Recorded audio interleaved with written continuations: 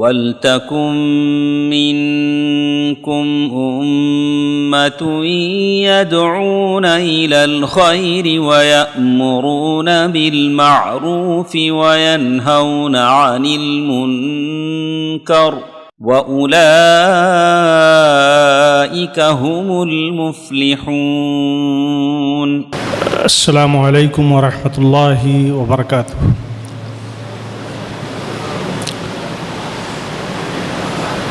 الحمد للہ رب العالمین،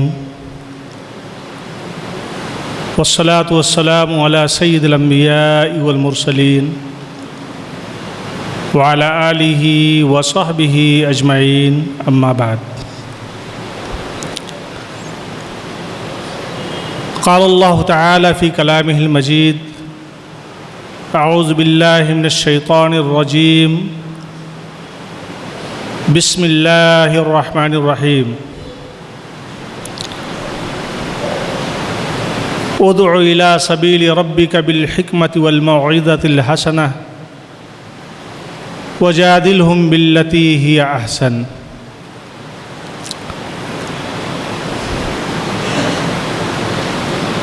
محترم حضرات، خواتین اسلام، تشریف فرما لائق ذی احترام علماء کرام، امیر جمعیت اہل حدیث تمل ناڈو و پانڈیچری، فضیلۃ الشیخ انیس الرحمن اعظمی عمری مدنی حفظہ اللہ، سب سے پہلے میں آپ سبھی حضرات کا اللہ تعالیٰ کی تعریف کے بعد مقامی جمعیت اہل حدیث چنئی 12 کے اس پروگرام میں خیر مقدم کرتا ہوں اور شکریہ بھی ادا کرتا ہوں، اور اللہ تعالیٰ سے دعا کرتے ہیں کہ جس مقصد کے تحت یہ کانفرنس رکھی گئی ہے اس مقصد میں ہم کامیاب ہوں۔ محترم حضرات، میرا موضوع اس کانفرنس کے اندر جو ہے وہ ہے اصلاح معاشرہ اور دعوت دین۔ اصلاح معاشرہ کا مطلب ہے معاشرے کے اندر، سوسائٹی کے اندر جو لوگ رہتے اور بستے ہیں ان سب کو درست کرنا، صحیح کرنا، یا معاشرے کے افراد کو صالح بنانا، نیک بنانا۔ دعوت دین، دعوت کا مطلب ہوتا ہے بلانا، قریب کرنا، پکارنا، تو گویا کہ دعوت دین کا مطلب ہوا دین کی طرف بلانا، دین کی طرف پکارنا، یا لوگوں کو دین سے قریب کرنا۔ دین کیا ہے؟ اللہ رب العزت نے بیان فرمایا: ان الدین عند اللہ الاسلام، کہ بے شک اللہ رب العزت کے نزدیک دین یہ اسلام ہے۔ یہی وہ اسلام ہے جو فطرت سلیمہ کی آواز ہے، اور جس پر اللہ تعالیٰ نے اپنے بندوں کو، سبھی لوگوں کو اللہ تعالیٰ نے پیدا فرمایا ہے، اور اسی پر عہد و معاہدہ بھی ہوا ہے۔ اللہ تعالیٰ نے بیان فرمایا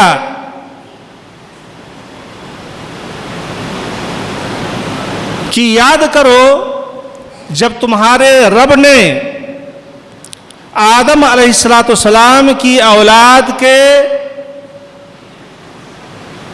پشت سے نکالا ان کی ذریت کو، وَأَشْهَدَهُمْ عَلَىٰ أَنفُسِهِمْ، اور انہیں ان کے نفس پر گواہ بنایا، ان سے اقرار کروایا، الست بربکم، کیا میں تمہارا رب نہیں ہوں؟ قالوا بلا شہدنا، تو سب کے سب لوگوں نے یہی بات کہی کہ کیوں نہیں، اے اللہ تو ہی ہمارا رب ہے، تو ہی ہمارا مالک ہے، اور ہم نے اس بات کی گواہی دی ہے۔ صحیح مسلم کے اندر حضرت عیاض بن حمار رضی اللہ عنہ کی روایت ہے، وہ ذکر کرتے ہیں کہ نبی کریم صلی اللہ علیہ وسلم فرماتے ہیں کہ اللہ تعالیٰ فرماتا ہے خلقت عبادی حنفاء، میں نے اپنے بندوں کو موحد بنا کر کے پیدا کیا ہے، اللہ تعالیٰ کی عبادت میں یکسوئی اختیار کرنے والا، اللہ تعالیٰ کی جانب سے جو تعلیمات ہیں اس کے بھیجے گئے پیغمبر علیہم الصلاۃ والسلام یا صلی اللہ علیہ وآلہ وسلم جناب محمد رسول اللہ صلی اللہ علیہ وسلم کی جو تعلیمات ہیں اس کو پر یکسو ہو کر کے عمل کرنے والا میں نے بنا کر کے پیدا کیا ہے۔ فجاءتهم الشیاطین واجتالتهم عن دینہم، تو معاملہ کیا ہوا؟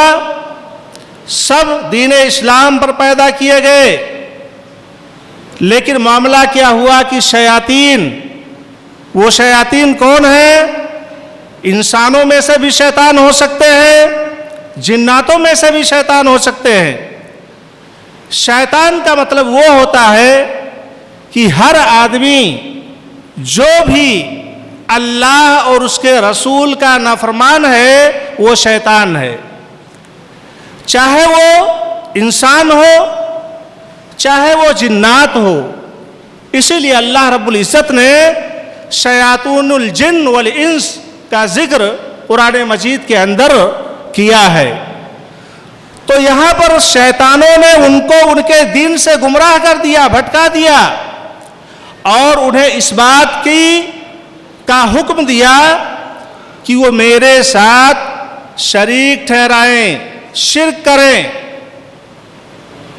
تو گویا کہ شیطانوں نے بھٹکا دیا۔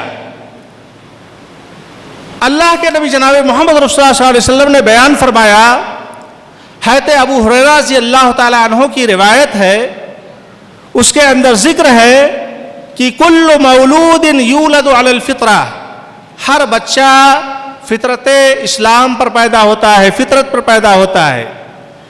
ایک دوسری روایت کے اندر ذکر ہے، اس میں ابو ہریرہ رضی اللہ تعالیٰ عنہ نے اسی کے معنی کی حدیث کے اندر اس آیت کو پڑھا، فطرت اللہ التی فطر الناس علیہا، یہ اللہ کی فطرت ہے جس پر اللہ تعالیٰ نے لوگوں کو پیدا کیا ہے، لا تبدیل لخلق اللہ، اللہ تعالیٰ کے خلق کے اندر کوئی تبدیلی کی گنجائش نہیں ہے۔ فطرت سے کیا مراد ہے اس آیت کے اندر؟ خلق سے کیا مراد ہے؟ علامہ ابن کثیر رحمہ اللہ نے اپنی تفسیر کے اندر امام بخاری رحمہ اللہ کے حوالے سے لکھا ہے، انہوں نے ذکر کیا ہے کہ فطرت سے مراد اسلام ہے، اور اس کے اندر جو خلق دیا گیا ہے اس خلق سے مراد دین ہے، اور اسلام اور دین یہ دونوں سے مراد کیا ہے؟ مذہب اسلام ہے۔ تو گویا کہ سب لوگ فطرت اسلام پر پیدا ہوتے ہیں، اور سبوں نے اسی کا اقرار کیا ہے کہ خالص اللہ ہی عبادت کے لائق ہے، اور اللہ کے سوا کسی کی عبادت درست نہیں ہے۔ اور اسی طریقے سے سب نے یہ گواہی دی ہے کہ اللہ ہی سب کا خالق ہے، اللہ ہی سب کا رازق ہے، اللہ ہی سب کا مالک ہے، اور سب کی ضرورتوں کو پورا کرنے والا ہے، اور سب کو وہی موت دیتا ہے، وہی زندگی دیتا ہے۔ کیونکہ رب کا یہی مطلب ہی ہوتا ہے۔ سب نے اعتراف کیا کہ اے اللہ تو ہی ہمارا رب ہے، پیدا کرنے والا ہے، اور ساری دنیا کو پیدا کرنے والا ہے، اور ساری دنیا کو ان کی ضرورتوں کے حساب سے عطا کرنے والا ہے، چاہے وہ انسان ہو، چاہے وہ جنات ہو، چاہے وہ حیوان ہو، چاہے وہ پرندے ہو، یا دنیا کی کوئی بھی مخلوق ہو۔ تو سب کی پیدائش فطرت اسلام پر ہوئی ہے، اور اسی کی طرف دعوت دینا یہی دعوت دین ہے، اور اسی اسلام کو اللہ تعالیٰ نے پیارے نبی جناب محمد رسول اللہ صلی اللہ علیہ وآلہ وسلم کو عطا کیا، اللہ تعالیٰ نے عطا کیا آخری شکل میں، جو مکمل ہے، اس میں کسی طرح کی کوئی کمی نہیں ہے۔ اللہ تعالیٰ نے کہہ دیا کہ میں نے تمہارے لیے تمہارے دین کو مکمل کر دیا ہے، اپنی نعمت کو پورا کر دیا ہے، اور تمہارے لیے اسلام کو، دین کو جو پسند کیا ہے وہ ہے مذہب اسلام۔ وَمَن يَبْتَغِي غَيْرَ الْإِسْلَامِ دِينًا فَلَن يُقْبَلَ مِنْهُ۔ اب اسلام کے علاوہ کوئی شخص کوئی دوسرا مذہب اختیار کرتا ہے تو وہ مذہب اللہ رب العزت کے نزدیک قبول نہیں ہے، ایکسیپٹڈ نہیں ہے، وہ مردود ہے، اسے قبول نہیں کیا جائے گا۔ پیارے نبی جناب محمد رسول اللہ صلی اللہ علیہ وسلم نے بیان فرمایا، حضرت ابو ہریرہ رضی اللہ تعالیٰ عنہ کی روایت ہے، وہ ذکر کرتے ہیں کہ اللہ کے نبی جناب محمد رسول اللہ صلی اللہ علیہ وسلم نے بیان فرمایا کہ قسم ہے اس ذات کی جس کے ہاتھ میں میری جان ہے،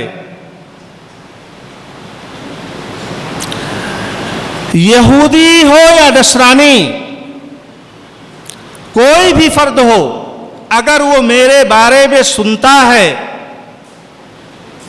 اور ثم لم یؤمن، وہ ایمان نہیں لاتا ہے، کس پر؟ بالذی، اس چیز پر، اس شریعت پر جس کو میں لے کر کے آیا ہوں، تو ایسی صورت میں کان من اصحاب النار، ایسے لوگ، ایسے افراد یہ جہنمیوں میں سے ہوں گے۔ تو گویا کہ اب جو مذہب ہے اور جس کی طرف ہمیں دعوت دینا ہے وہ ہے اللہ تعالیٰ کی کتاب قرآن مجید، اور پیارے نبی جناب محمد رسول اللہ صلی اللہ علیہ وآلہ وسلم کی سنت جو احادیث صحیحہ کی شکل میں موجود ہے، اور ہمیں ان دونوں چیزوں کو اسی کے حساب سے سمجھنا ہے جیسے کہ صحابہ کرام رضی اللہ عنہم نے سمجھا ہے۔ تو ہمیں دین کی طرف بلانے کا مطلب یہی ہے کہ کتاب اللہ اور سنت رسول اللہ کی طرف بلانا ہے، اس کو ویسے ہی سمجھنا ہے جیسے صحابہ کرام رضی اللہ عنہم نے سمجھا ہے، سلف نے سمجھا ہے، اور اس کو اسی طریقے سے پیش کرنا ہے جیسے کہ ان لوگوں نے پیش کیا، نبی کریم صلی اللہ علیہ وسلم نے پیش کیا، اور اسی طریقے سے آپ کے ساتھیوں نے، صحابہ کرام رضی اللہ عنہم نے پیش کیا۔ تو اسی کی طرف اب ہمیں کیا ہے؟ دعوت دینی ہے۔ معاشرے کی اصلاح یہ دین کی طرف بلائے بغیر ہو ہی نہیں سکتی۔ اسی لیے جب پیارے نبی جناب محمد رسول اللہ صلی اللہ علیہ وسلم کو مبعوث کیا گیا تو پیارے نبی جناب محمد رسول اللہ صلی اللہ علیہ وسلم نے لوگوں کو اسلام کی طرف بلایا، اور اسلام کی طرف بلا کر کے اسلام کی تعلیمات کو نافذ کر کے پیارے نبی جناب محمد رسول اللہ صلی اللہ علیہ وسلم نے معاشرے کے اندر امن کا ماحول پیدا کیا، سکون کا ماحول پیدا کیا۔ گویا کہ اسلام کو اپنائے بغیر معاشرے کے اندر امن و سکون ہو ہی نہیں سکتا ہے، جب تک کہ ہم اسلام کے مکمل طور پر مطیع و فرما بردار اور اس کے ماننے والے نہ ہو جائیں، تب تک ہمارا معاشرہ امن و سکون کا گہوارہ بن نہیں سکتا ہے، نہیں بن سکتا، ایسا ہو ہی نہیں سکتا ہے۔ تو اسی لیے ہمارے لیے ضروری ہے کہ اگر ہم چاہتے ہیں کہ معاشرہ ہمارا صحیح سالم ہو تو ہمیں ان اصولوں کو دیکھنا پڑے گا جن اصولوں کی بنیاد پر پیارے نبی جناب محمد رسول اللہ صلی اللہ علیہ وآلہ وسلم نے ایک ایسے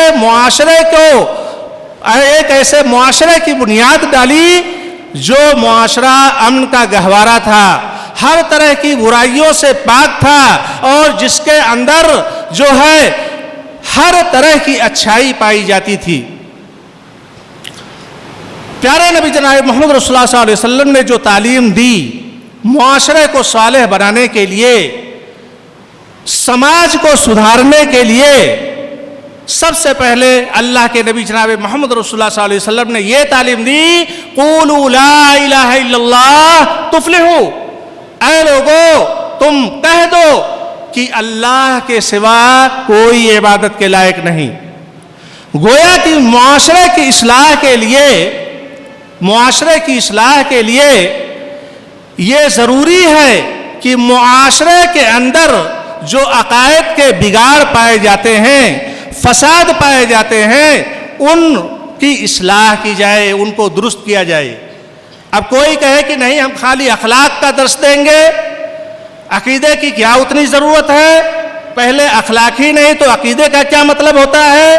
ایسا نہیں، ہمیں یہ ذہن میں بات رکھنی چاہیے کہ جو شخص اللہ کا حق نہیں ادا کرتا، جو شخص اللہ کے حبیب جناب محمد رسول اللہ صلی اللہ علیہ وسلم کا حق نہیں ادا کرتا، ان کے آداب کا پاس و لحاظ نہیں کرتا، وہ معاشرے کے جو آداب ہیں یا لوگوں کے ساتھ جو رہنے سہنے کا معاملہ ہے اس کا پاس و لحاظ کیسے کر سکتا ہے؟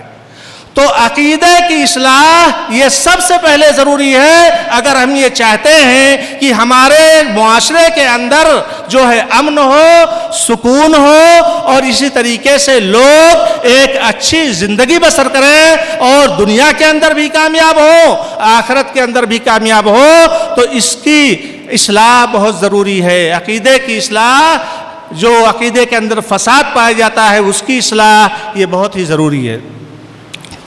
دوسری چیز، پیارے نبی جناب محمد رسول اللہ صلی اللہ علیہ وسلم نے جو تعلیم دی، وہ تعلیم دی اللہ اور اس کے رسول کی اطاعت کی، اللہ اور اس کے رسول کی اطاعت کی، اور یہ بھی کہا وَمَن يُطِعِ اللَّهَ وَرَسُولَهُ فَقَدْ فَازَ فَوْزًا عَظِيمًا۔ اگر آپ کامیاب ہونا چاہتے ہیں ہر معاملے میں، چاہے وہ دنیا کا معاملہ ہو یا آخرت کا معاملہ ہو، تو آپ کے لیے ضروری ہے کہ اللہ اور اس کے رسول کی اطاعت کریں، اس کے فرما بردار بن جائیں۔ اور یہ بھی کہا کہ ترکت فیکم امرین لن تضلوا ما تمسکتم بہما کتاب اللہ و سنتی۔ تم جو ہے، میں نے تمہارے درمیان دو چیزیں چھوڑی ہیں، اگر تم ان کو مضبوطی کے ساتھ پکڑے رہو گے تو کبھی گمراہ نہیں ہوگے۔ وہ دو چیزیں کیا ہیں؟ اللہ تعالیٰ کی کتاب قرآن مجید اور پیارے نبی جناب محمد رسول اللہ صلی اللہ علیہ وآلہ وسلم کی سنت۔ اور اسی طریقے سے پیارے جناب محمد رسول اللہ صلی اللہ علیہ وسلم نے اس بات سے بھی آگاہ کیا کہ دنیا کے اندر مختلف طرح کے فتنے ہوں گے، اسی میں یہ بھی ہوگا کہ لوگ فرقوں میں بٹ جائیں گے، لوگ فرقوں میں بٹ جائیں گے۔ اللہ کے نبی صلی اللہ علیہ وسلم نے بیان فرمایا کہ یہودی 71 فرقوں میں بٹ گئے، نصارہ یہ 72 فرقوں میں بٹ گئے، میری امت یہ 73 فرقوں میں بٹ جائے گی، اور سب کے سب لوگ جہنمی ہوں گے سوائے ایک کے۔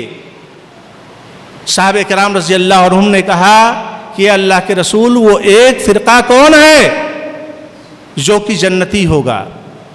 تو نبی کریم صلی اللہ علیہ وسلم نے بیان فرمایا کہ ما انا علیہ و اصحابی، وہ فرقہ وہ ہے، وہ جماعت وہ ہے جس پر میں ہوں اور میرے صحابہ کرام رضی اللہ عنہم ہے۔ محدثین کرام رحمہ اللہ نے اور دوسری حدیث میں اس کا ذکر بھی ہے کہ اس سے مراد جماعہ ہے۔ امام احمد بن حنبل رحمہ اللہ نے بیان فرمایا کہ اس سے مراد اہل الحدیث ہیں، جو حدیث کو ماننے والے ہیں اور اللہ تعالیٰ کی کتاب قرآن مجید کو ماننے والے ہیں۔ تو حدیث یہ قرآن کو بھی شامل ہے اور اسی طریقے سے پیارے نبی جناب محمد رسول اللہ صلی اللہ علیہ وآلہ وسلم کی احادیث کو بھی شامل ہے۔ تو معاشرے کی اگر ہم اصلاح کرنا چاہتے ہیں تو اللہ اور اس کے رسول کی اطاعت یہ بہت ہی ضروری ہے۔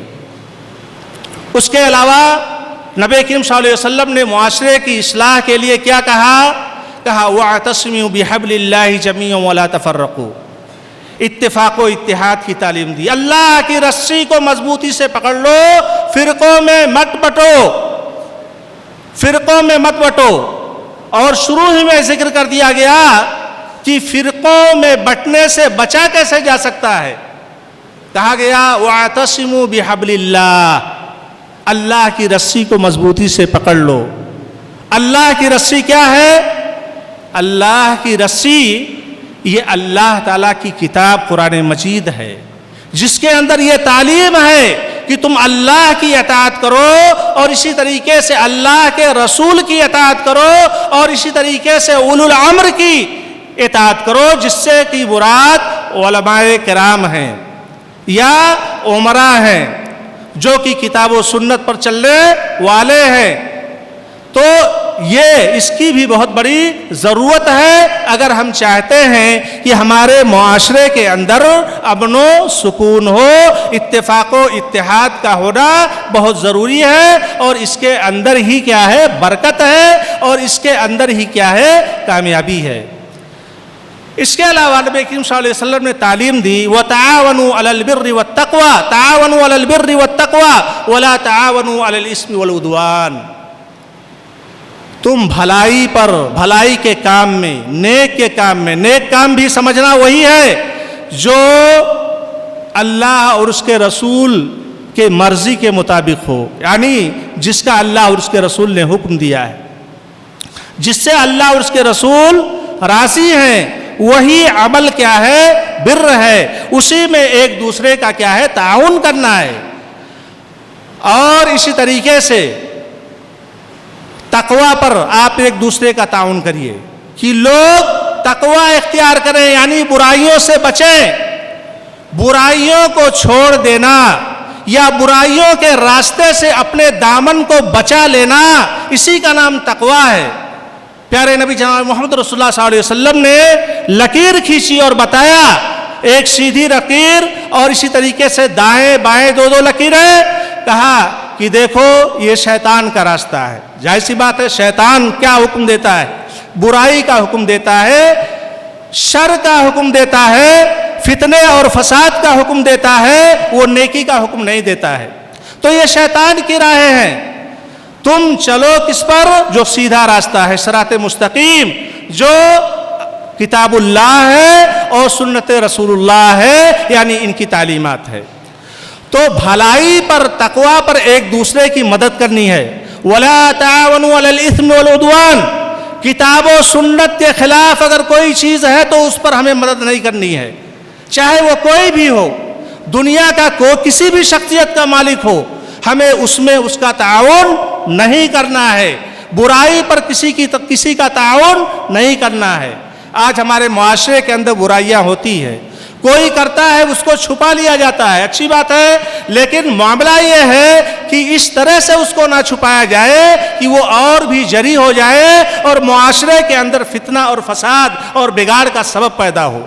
تو ان چیزوں کا خیال کرنا ضروری ہے۔ تو سرکشی پر، ظلم پر، زیادتی پر، قانون الہی کے توڑنے پر، ان تمام چیزوں پر کبھی بھی جو ہے مدد نہیں کرنی چاہیے۔ اسی بات کی تعلیم پیارے نبی جناب محمد رسول اللہ صلی اللہ علیہ وسلم نے اس معاشرے کے اندر دی جس جیسا معاشرہ وجود میں نہیں آیا اور نہ آئے گا۔ تو کہنے کا مطلب یہ ہے کہ بھلائی کا ایک دوسرے کو حکم دینا چاہیے۔ اسی طریقے سے پاک دامنی کی تعلیم، لوگ کیا ہے؟ اپنی عزت کی حفاظت کریں۔ بے شرمی اور بے حیائی معاشرے کے اندر پیدا نہ ہو، اسی لیے اللہ تعالیٰ نے مومن مردوں کو بھی حکم دیا اور مومنہ عورتوں کو بھی حکم دیا کہ وہ اپنے نگاہوں کو پست رکھیں، اپنے شرمگاہ کی حفاظت کریں، اور عورتوں کو یہ حکم دیا کہ وہ کیا ہے، پردے کا اہتمام کریں۔ تو یہ بھی اصول نبی کریم صلی اللہ علیہ وسلم نے وہاں پر نافذ کیا۔ تو ہمارے معاشرے کے اندر بھی اس طرح کی چیزیں ہونی چاہیے، تبھی ہمارا معاشرہ کیا ہے، اچھا معاشرہ بن سکتا ہے، نہیں تو نہیں بنے گا، تبھی اچھا معاشرہ بن سکتا ہے حقیقت میں۔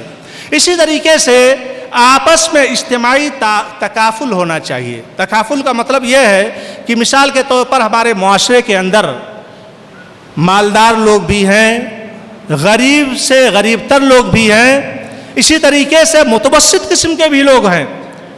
تو اسلام نے یہ تعلیم دی ہے کہ جو ہے، جو مالدار قسم کے لوگ ہیں معاشرے کے، وہ لوگ غریبوں کی مدد کریں، مسکینوں کی مدد کریں، یتیموں کی مدد کریں، بیواؤں کی مدد کریں۔ آج ہمارے معاشرے کے اندر یہ ہے معاملہ کہ جس کے پاس مال ہے وہ اور مالدار ہوتا جا رہا ہے، لیکن جو شخص غریب ہے وہ غریب سے غریب تر ہوتا جا رہا ہے۔ اس کی وجہ کیا ہے؟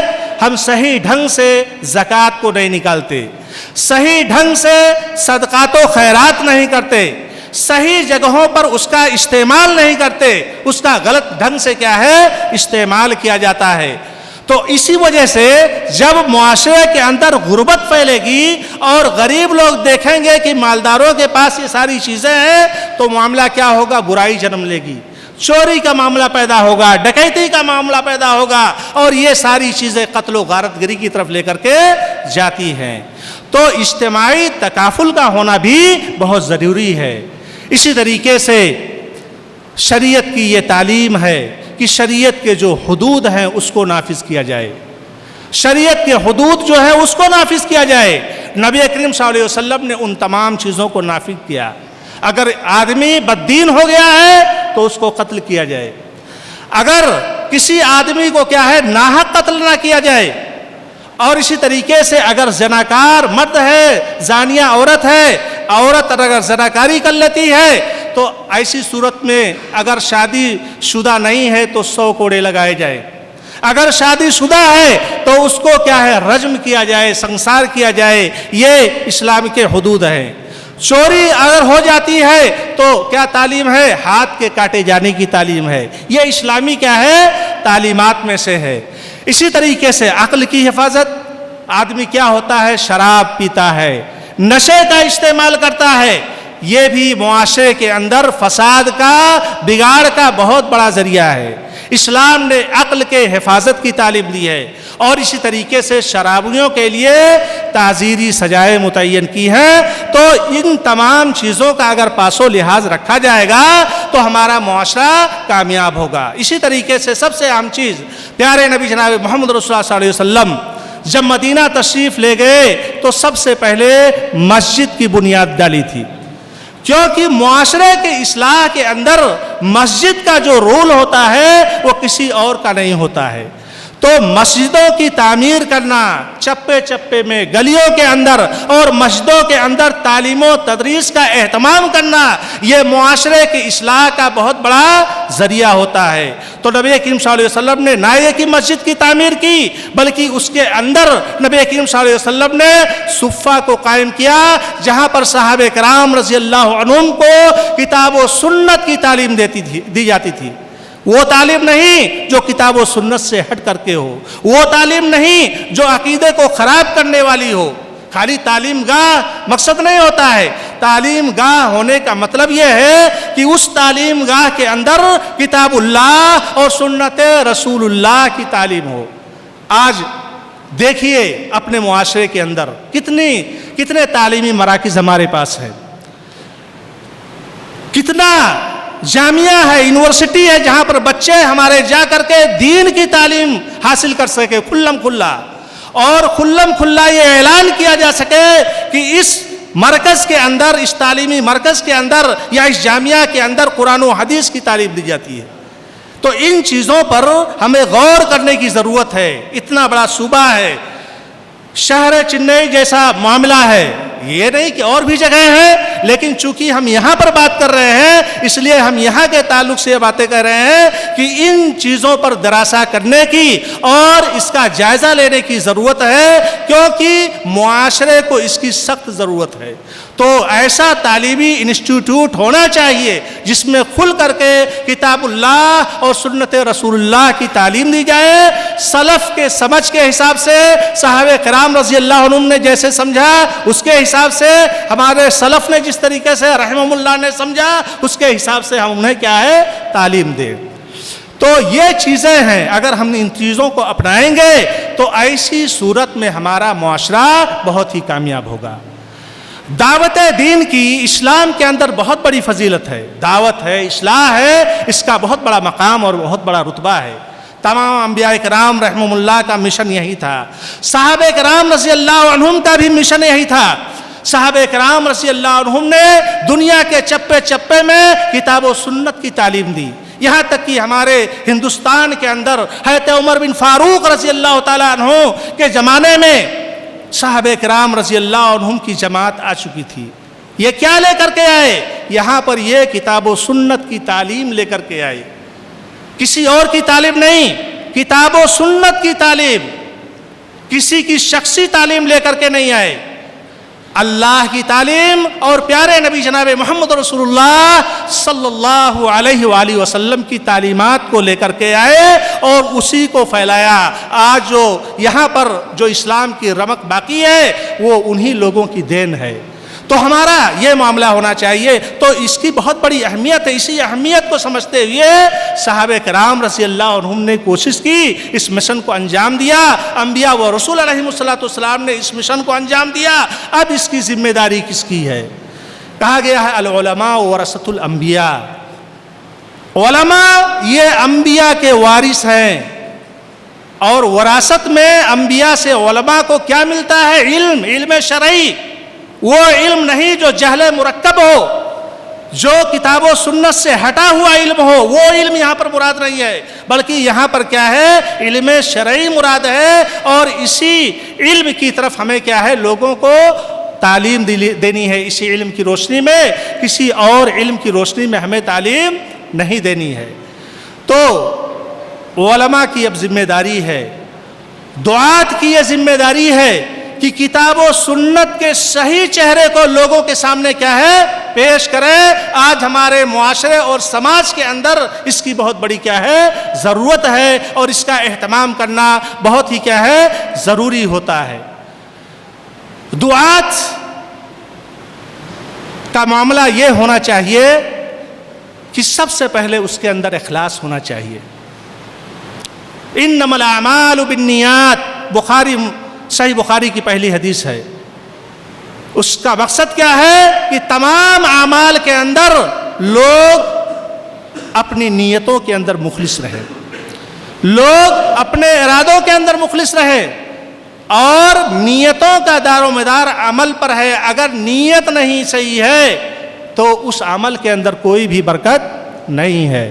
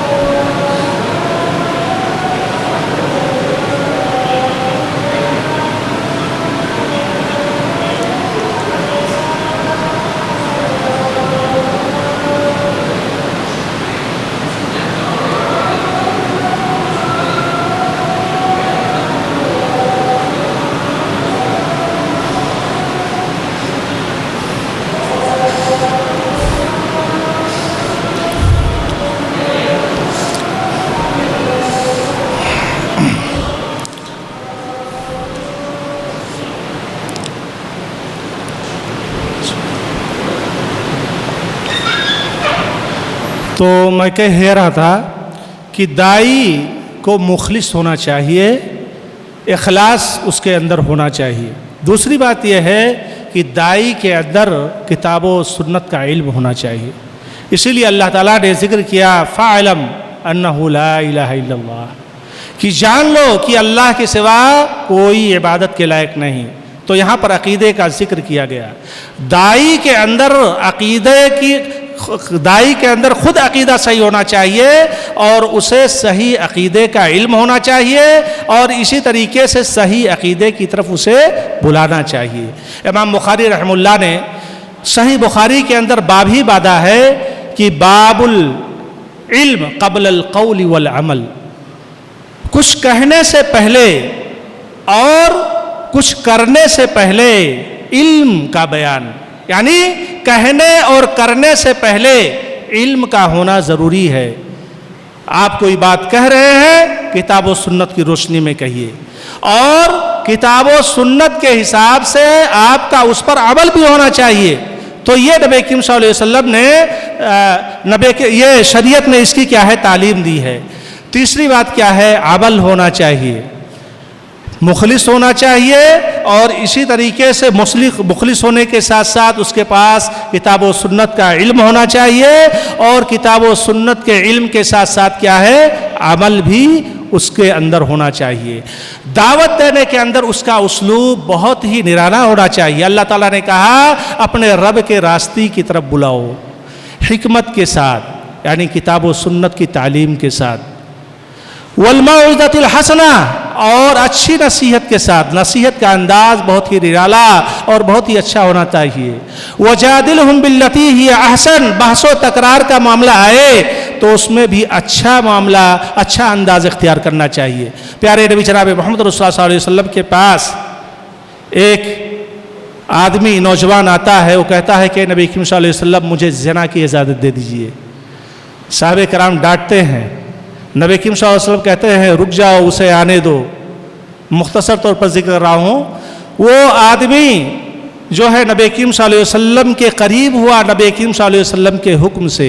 نبی کریم صلی اللہ علیہ وسلم نے پوچھا کیا تو اس کو اپنی ماں کے لیے پسند کرتا ہے، اپنی بیٹی کے لیے؟ پھر اور کہا بیٹی کے لیے پسند کرتا ہے، میں مفہوم بتا رہا ہوں، بیٹی کے لیے پسند کرتا ہے، یا اسی طریقے سے تو اپنے پھوپھی اور خالہ کے لیے اس کو پسند کرے گا؟ ہر بار اس نے کہا کہ میرے ماں باپ اے اللہ کے رسول آپ پر قربان ہو، کوئی اس پر قربان ہو، نہیں میں اس کو پسند نہیں کرتا۔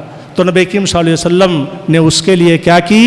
نبی کریم صلی اللہ علیہ وسلم نے کہا کہ کوئی بھی اس کو پسند نہیں کرتا، کیونکہ یہ بہت ہی گھٹیا عمل ہے، یہ بہت ہی گھٹیا عمل ہے۔ اور اس کے بعد نبی کریم صلی اللہ علیہ وسلم نے اس کے لیے کیا ہے دعا کی، کہا اللہم اغفر ذنبہ، اے اللہ تو اس کے گناہوں کو بخش دے، وطہر قلبہ، اور اس کے دل کو پاک صاف فرما ہر طرح کی گندگی سے، ہر طرح کی برائی سے، اور وحسن فرجہ، اور اس کے شرمگاہ کی حفاظت فرما۔ تو دائی کے اندر یہ انداز بھی ہونا چاہیے، یہ سلیقہ بھی دعوت کا کیا ہے ہونا چاہیے، اور اس کی تعلیم پیارے نبی جناب محمد رسول اللہ صلی اللہ علیہ وسلم نے دی ہے، اور اس پر عمل کر کے کیا ہے نبی کریم صلی اللہ علیہ وسلم نے دکھایا ہے۔ اب وقت ہمیں اجازت نہیں دیتا، اب انہی چند باتوں پر اپنی بات کو ختم کر رہا ہوں۔ اللہ تعالیٰ سے دعا ہے کہ اللہ تعالیٰ ہم سب لوگوں کو اس بات کی توفیق عطا فرمائے کہ ہم جو ہے سچے اور پکے دائی بنے۔ دیکھیے دائی کے ساتھ ساتھ یہ ہر فرد کی ذمہ داری بھی ہے، اصل کام علماء کا ہے، لیکن ہر فرد کو یہ سوچنا چاہیے کہ جو ہے ہمارا بھی یہ کام ہے، جو جس بات کا مکمل علم رکھتا ہے اس کا وہ دائی ہے۔ بلغوا عنی ولو آیا، ایک ہی آیت اگر ہو تب بھی اس کی تبلیغ کر دو، اس کو لوگوں کے سامنے پہنچا دو، یہ کیا ہے تعلیم دی گئی ہے شریعت کی طرف سے۔ تو اللہ تعالی ہم لوگوں کو سچا اور پکا دائی بنائے، کتاب و سنت کا پیروکار بنائے۔ اللہ رب العزت ہمیں اس بات کی توفیق عطا فرمائے کہ ہم اس بات کی روشنی میں عمل کریں جس کی تعلیم کتاب اللہ نے دی ہے، سنت رسول اللہ نے دی ہے۔ اللہ تعالی ہمارے عملوں کو قبول فرمائے اور جنت الفردوس کے اندر جگہ عطا فرمائے، آمین۔ وآخر دعوانا الحمدللہ رب العالمین، والسلام علیکم ورحمۃ اللہ وبرکاتہ۔